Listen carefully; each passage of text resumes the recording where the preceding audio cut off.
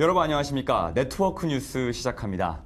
오늘은 네트워크 특별 대담 순서로 서철모 경기 화성시장 모시고 이야기 나눠보겠습니다. 시장님 안녕하십니까? 네, 안녕하십니까? 참 오랜만이네요. 네, 반갑습니다.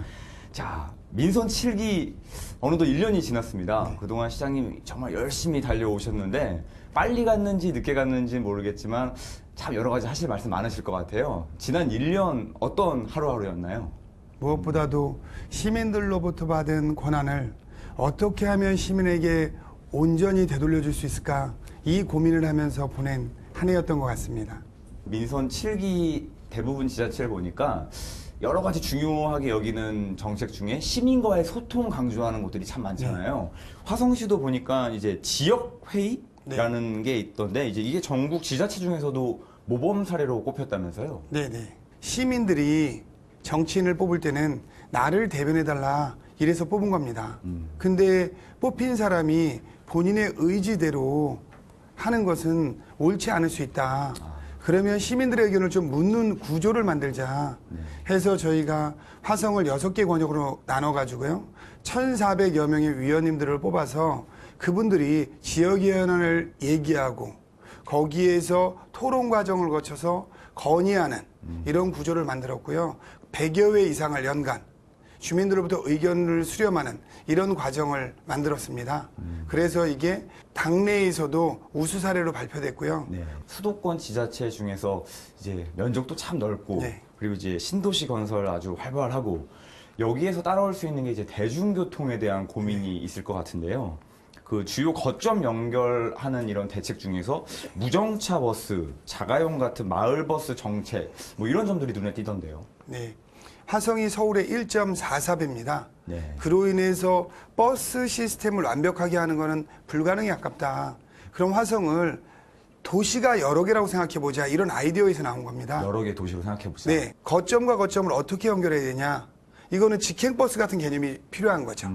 직행버스가 안 쓰지 않습니까? 네. 그렇기 때문에 그 거점과 거점은 정차를 하지 않고 그래서 가장 빠른 시간에 도착할 수 있게 만들고 그 거점까지 마을버스로 연결해서 사람들이 마을버스로 거점에 가서 타고 다른 거점으로 이동하고 거기 도착해서 또 마을버스나 버스로 목적지까지 도달하는 이러한 새로운 시스템을 도입한 겁니다. 네. 화성 국제 테마파크. 네. 자, 이게 정부도 큰 힘을 실어줄 정도로 이제 많은 사람들의 네. 관심도 많고 화성시의 기대도 참 많은 것 같습니다. 그 테마파크가 들어서면 화성뿐만 아니라 서해안에 큰 변화가 있을 거라고 이런 예상하는 사람들도 많은데 이 부분도 좀 말씀해 주시죠. 국제 테마파크가 생기게 되면 그 옆에 송산 그린시티와 함께 화성이 동탄 위주라는 이미지를 완전히 탈퇴할 수 있습니다. 그리고 국제 테마파크는 연간 15,000명의 고용을 창출할 수 있고요. 적게는 800만 명에서 많게는 1,500만 명의 관광객이 유치될 거로 기대하고 있습니다. 네. 그렇다면 화성이 이제는 권역을 떠나서 고르게 발전하는 새로운 기틀이 될 것이다. 이렇게 생각하고 있습니다. 사실 시장님께서는 이런 대규모 건설 사업보다 어떻게 보면 역사, 뭐 문화, 전통 이런 계승을 위한 활동에도 더 집중해서 활동을 하셨잖아요. 화성이 20년간 비약적으로 발전했습니다. 경쟁력 지수 대한민국 1위, 재정 자립도 대한민국 1위, 가장 젊은 도시 대한민국 1위라는 많은 타이틀을 가지고 있습니다. 그러면 이제 이 타이틀을 계속 유지하기 위해서는 무언가 철학이 있어야 됩니다. 화성은 3.1운동 때 가장 강렬하게 저항을 했던 발상지입니다. 네. 또한 정조대왕의 애민정신과 효사상이 깃든 도시입니다. 그런데 이제 대한민국에서 가장 부러워하는 도시가 됐으면 우리의 정체성을 찾고 우리의 지속 가능한 발전을 위해서 뿌리를 찾자, 이런 개념에서 경제보다는 문화와 가치 이런 걸 더 소중히 생각하고 있습니다. 예. 화성시 생활 SOC 복합화 네. 사업 이 점도 참 집중이 되고 있는데요. 이게 구체적으로 어떤 사업인지 좀 궁금해하시는 분들이 있거든요. 네. 그 소개 좀 부탁드릴까요? 화성시는 이음터라는 생활 SOC 사업을 가지고 있습니다. 이음터. 네. 이음터는 기존의 학교와 마을을 연결하는 것입니다. 기존에는 학교 안에 실내체육관이 있든 도서관이 있든 무엇이 있든을 떠나서 그거는 학교 안의 시설이다. 그래서 마치 민간인이 갈 수 없는 불가침 구역처럼 이렇게 지정돼 있어요. 네.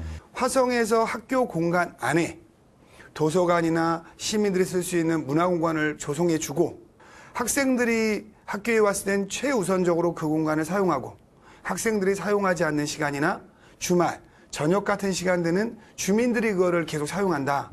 해서 주민과 학교를 이어준다. 이런 의미에서 저희가 이음터라는 이름을 갖고 있습니다. 네. 언론을 통해서도 그렇고 여러 가지 좀 이슈가 되다 보니까 논란이 다시 좀 재점화되는 게 아닌가 이제 이런 시각들도 많은데요.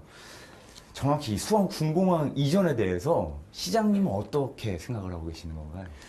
이슈화 시키는 게 언론이라는 느낌도 좀 많이 받습니다. 아, 네. 근데 저희는 수원 군공항은요, 기부대 양여 방식의 사업입니다.